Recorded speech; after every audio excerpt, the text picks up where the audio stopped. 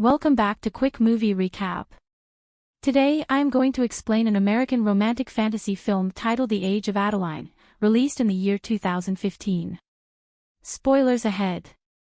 Watch out and take care. One afternoon in San Francisco, Adeline Bowman purchases fake IDs. After returning home, she feeds her dog. Her apartment is filled with all sorts of old-fashioned items. Then she goes to work and opens a box of film reels which highlight historical events and times. She closes the blinds and turns on the projector to watch one of the film reels. Adeline was the first baby born in San Francisco on New Year's Day in 1908. She later married and gave birth to a daughter, Fleming. She becomes a widow after her husband dies in a tragic accident during the construction of the Golden Gate Bridge in 1937. 10 months later, while driving a car during a snowstorm, she crashes her car into a ravine and dies in the freezing lake, but a lightning struck her and she comes back from the dead. From that moment on, Adeline physically remained 29 years old. As time passed, she attributed her unchanging appearance to a combination of good diet, exercise, and luck. It becomes increasingly obvious that something is wrong as her daughter Fleming grows older, but she remains the same. One day she is pulled over by a policeman who takes away her ID as it says she is in her late 40s. She decides to move away and does research at a medical school for a year, but cannot find an explanation for her condition that she cannot age. One night as she is leaving college, she is approached by two suspicious FBI agents who force her into a car and tell her they are going to run some tests. They drive to a plane and while they are distracted, she manages to escape. Adeline realizes that she will have to spend the rest of her life on the run.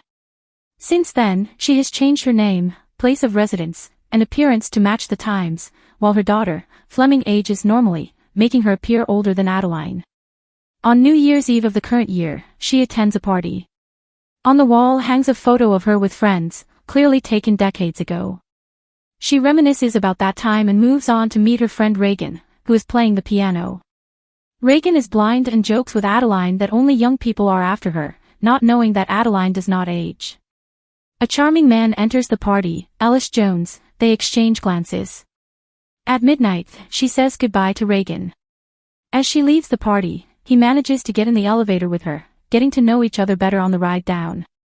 Adeline introduces herself as her current alias Jennifer. He asks her to meet up with him again, but she politely declines, knowing that she can never fall in love because she can never have a normal future with anyone. The next day Adeline meets Fleming, who wishes her mother a happy birthday and catches up on recent events. At work Ellis arrives and gives her books.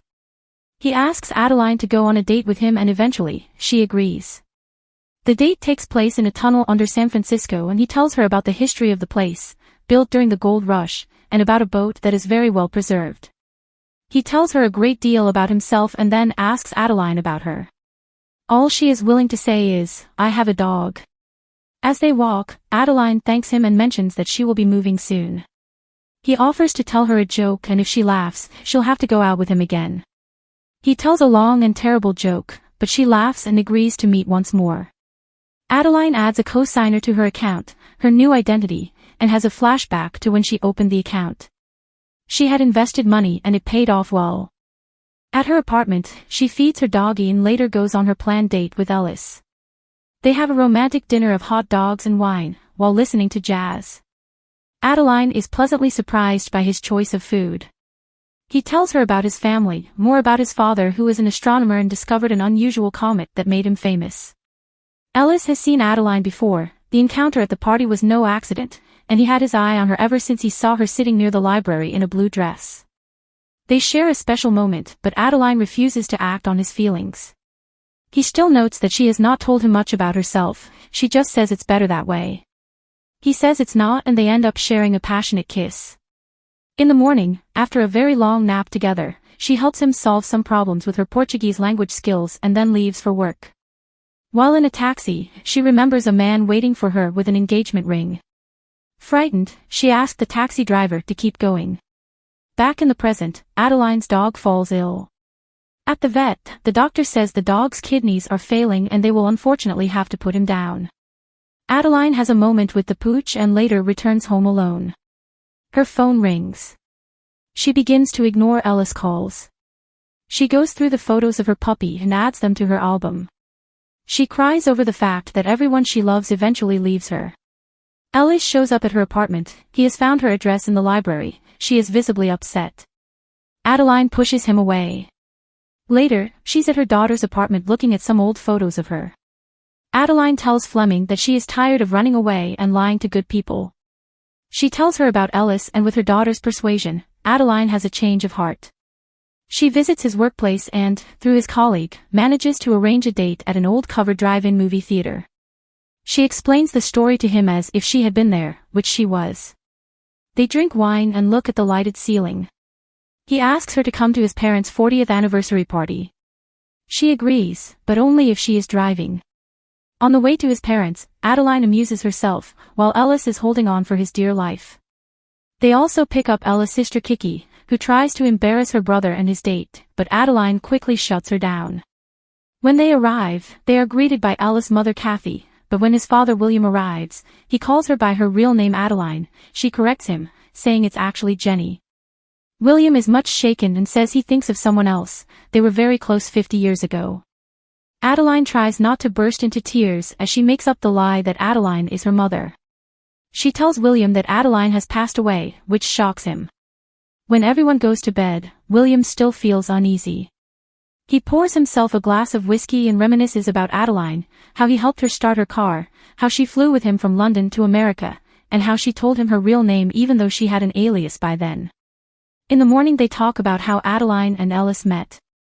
William starts a topic about her mother and how she knew many languages. Ellis admits that Adeline is also multilingual.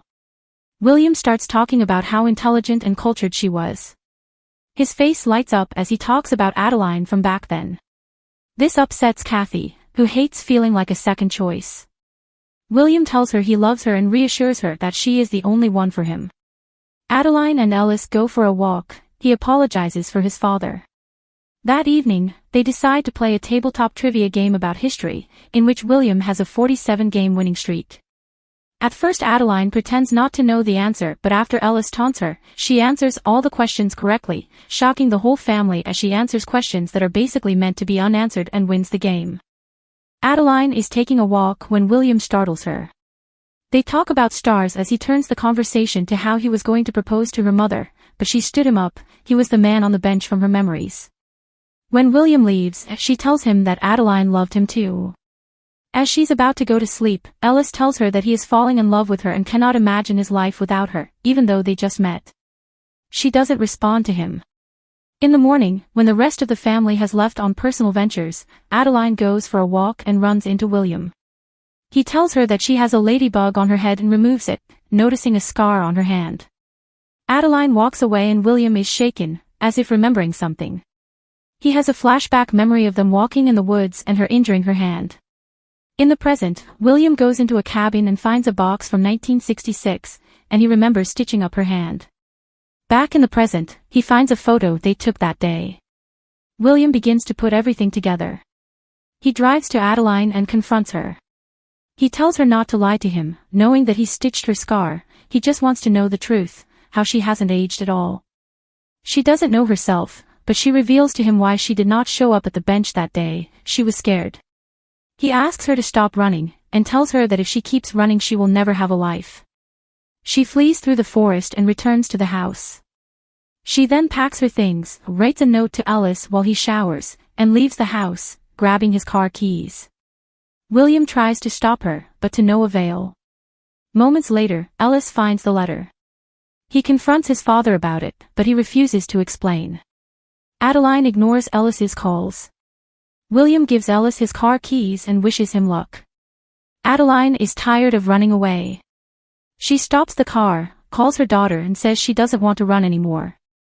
She turns the car around and a truck plows into her from the side. He backs up to check on her, but decides against it and drives off. Adeline lies unconscious on the ground. Inexplicably, it snowed in Sonoma County for the first time in 78 years. Ellis drives up and sees his car lying upside down in a ditch. He finds Adeline, whose heart has stopped, and tries to revive her. At the age of 107, Adeline is dead. The paramedics place 2 defibrillator paddles on Adeline's chest and administer 750 volts of electricity. She takes a breath and is rushed to the hospital. The doctor says she has suffered no long-term damage and is very lucky. He goes to check up on her. Ellis thinks she ran away because he opened up about his feelings. But she tells him to shut up, kisses him, and tells him she loves him too. She reveals her real name and age, and when Fleming comes to see her, she tells her that he knows she's her daughter. Somehow, he is unfazed. 1 year later. Adeline has a new puppy. Ellis and Adeline are going to a New Year's Eve party. When Adeline looks in the mirror, she notices silver hair and realizes that she is aging again, which makes her incredibly happy. The movie ends here. Don't forget to like the video and subscribe the channel. Stay well, stay healthy. See you in the next video.